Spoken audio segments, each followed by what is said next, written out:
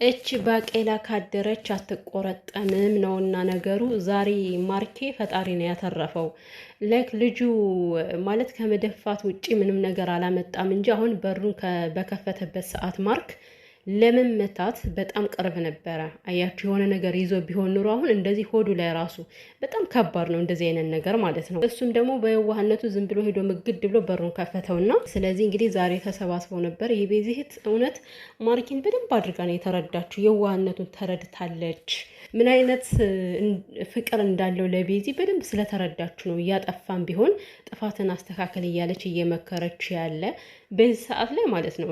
እንዴት እንደምወዳት የቤዚን እህት አስተዋይ የሆነች ሴት ናት። ነገሮችን አርቃ ማሰብ የምትችል ሴት ነች እና ለዛ ነው ማርኬን አሁን ወደ ቤዚ ጋር ለማስታረቅ የፈለገችው ማለት ነው። ልጁ ተንኮል ይዞ እንደመጣ ስለተረዳች ነው። ቤተሰብዬ፣ እኔ ሰላም ሳልላችሁ ወደ ገደለው ገባውኝና አንዳንዴ ዝም ብላችሁ ወሬ ስትቀዱ ሰላም ያላችሁትን እንኳን ትረሳላችሁ። እኔ ብዬ ይሆን አላውቅም፣ ግን ካልኳችሁም ጥሩ ነው። እንዴት ናችሁልኝ የኔ ውዶች? ደህና ናችሁ ወይ? ሁሉ ሰላም ነው?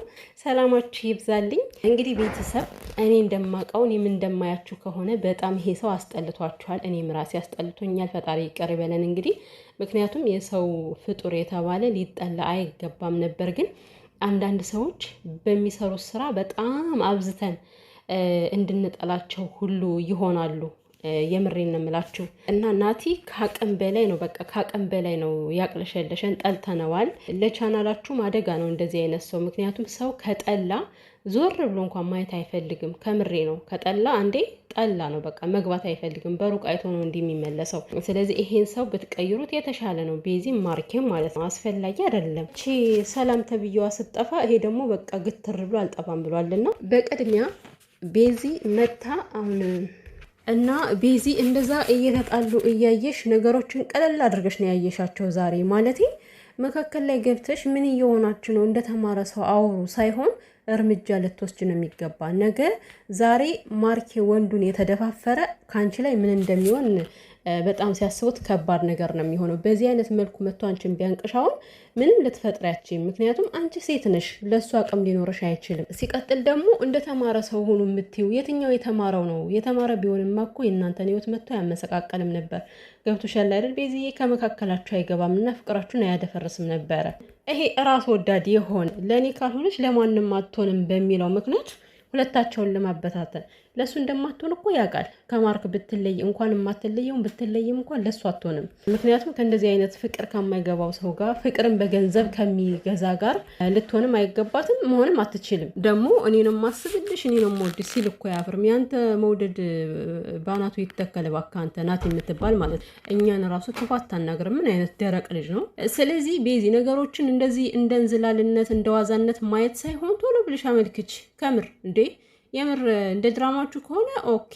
የእውነት ግን እንደዚህ እያደረጋችሁ ከሆነ ሄደሽ አመልክችና የሆነ ነገር ብሆን እሱ ነው ተጠያቂ ብለሽ ማመልከት አለብሽ። እግዚአብሔርን ነገ ካንቺ ላይ እንደሚመጣ ምንም ጥርጥር የለም። ማለት ምንም ዋስትና የለሽም።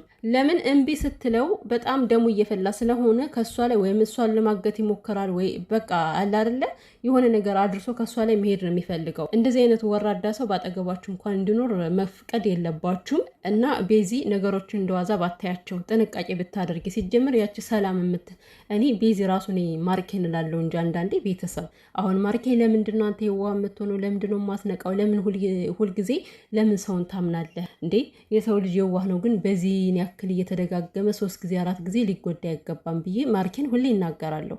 ግን ቤዚም ያው ሆነች። አሁን እንደዛ ከሱ ጋር ተደራድራ ፍቅረኛ እያለው ደብቃ ገንዘብ ተቀብላ ከሷ ላይ ስትጫወት የነበረችን ሴት አሁን ራሱ እንዴት ነው ከሱ የሆነ ባለፈው የኔና ያንቺ ግንኙነት በቃ ቁርጥ ያለ ነገር አትናገርም ማለት ነው። ቤዚ እያናደድሽ ነው። እቺ ሰላም የምትባል ጓደኛሽን ያለ መራቅሽ አውቃለሁ። አንቺ ይቅርታ ልባለሽ የዋህ ነሽ፣ ግን በሩቁ በቃ ይቅርታ ካደረግሽን በሩቁ ነው የሚሻለው።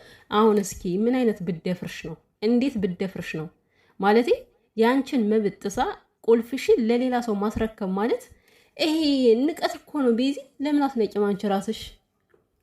ሲቀጥል ምን እየቆመሩብሽ እንደሆነ ልትገነዘቢ ይገባል።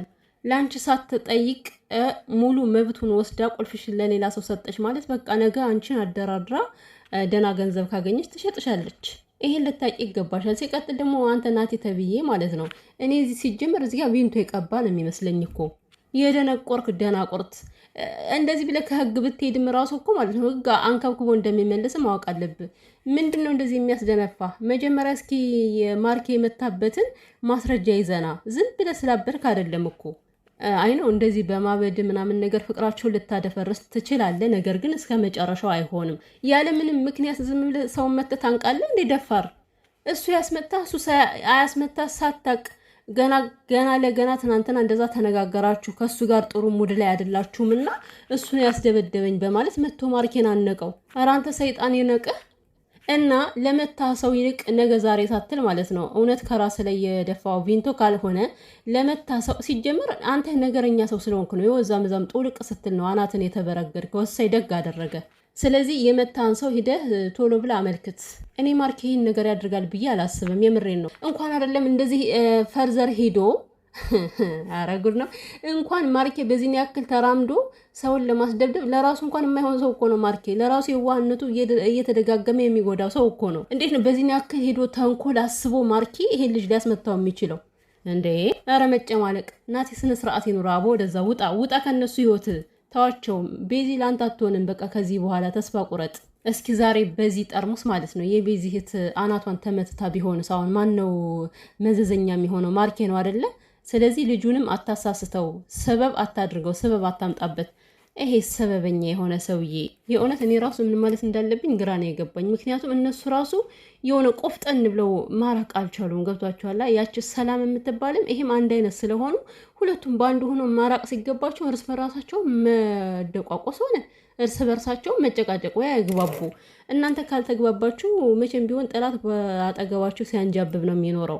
ጠላትን ለማራቅ እናንተ ሰላም ያስፈልጋል። ፕሊዝ ሰላም ሆኑ። ቤዚና ማርኬ ማለት ነው። እዚህ ጋር በሆነ ነገር ነው የተጣላችሁት። በቃ ቤዚ በቃ አውቃለሁ እኮ እንደ ሴት ላይክ ሌላም ሴት ብትሆን እንደውም ቤዚ በጣም ታግሳ ነው ያለፈች። የምሬን ነው። ሌላ ሴት ብትሆን አሁን ምናምን ነገር እዛ ላይ ማርኬን በጥፊ ሁላ ማለት ትችል ነበረ።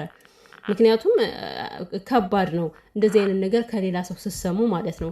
ግን በቃ ይሄ ቃላቱ ለአንቺ አዲስ አይደለም። ሁሌም ከአንቺ ጋር ሲጣላ እኛም የምናውቀው አንቺም የምታውቂው ነገር ነው። አዎ ያናደደሽ በእርግጥ ከሌላ ሰው መስማትሽ ነው እንደዚህ አይነት ነገር ማለት ነው። ግን በቃ እስኪ እለፊው እናንተ ሰላሙንና ይሄን ልጅ ያሳፍሩት። እስኪ ጠላታችሁን አሳፍሩ። አንዳንዴም ጠላታችሁን ማሳፈር ልመዱበት እስኪ።